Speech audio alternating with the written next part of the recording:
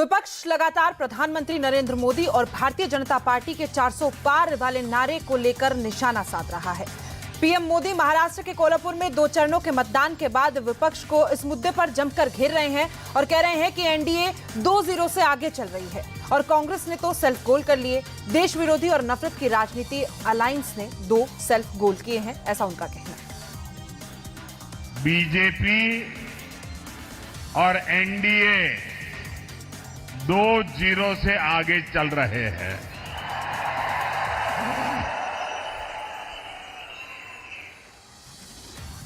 कांग्रेस और India alliance ने देश विरोधी और नफरत की राजनीति के 2 सेल्फ गोल कर लिए हैं और इसलिए ये पक्का हो गया है। फिर एक बार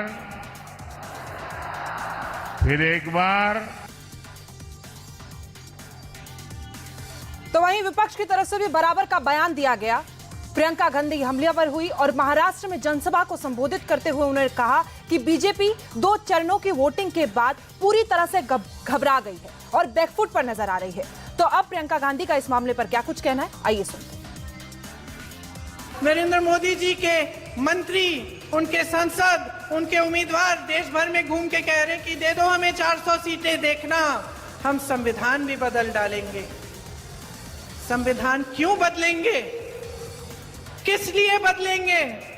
आपके अधिकारों को कमजोर करने के लिए। वो जानते हैं कि ये अधिकार संविधान ने आपको दिए हैं।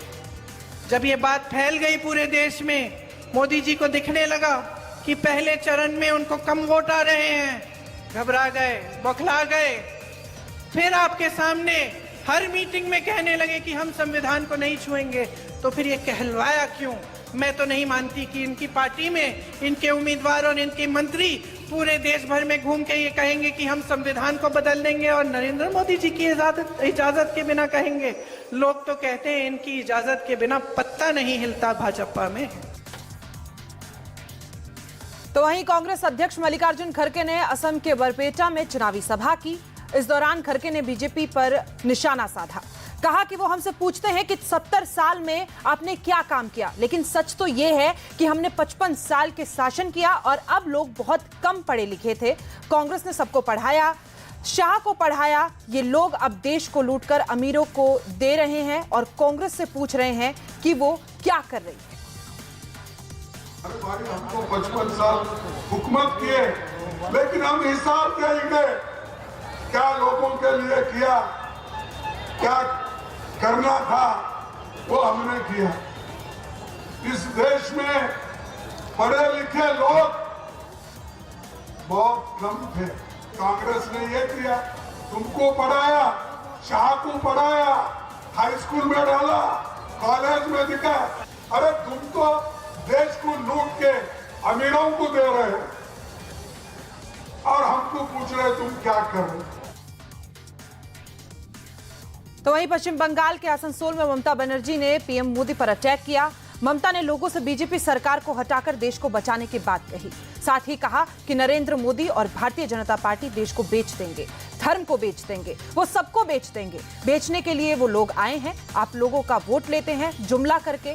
100 दिन के काम का मजबूर को रुपया ना देकर, ये ममता बनर्जी ने कहा और तृणमूल को चोर करार किया। अगर आपको दिल्ली में बीजेपी सरकार हटाएंगे तो भी देश रक्षा होंगे, अपना रोटी कपड़ा मकान के बेच देगा।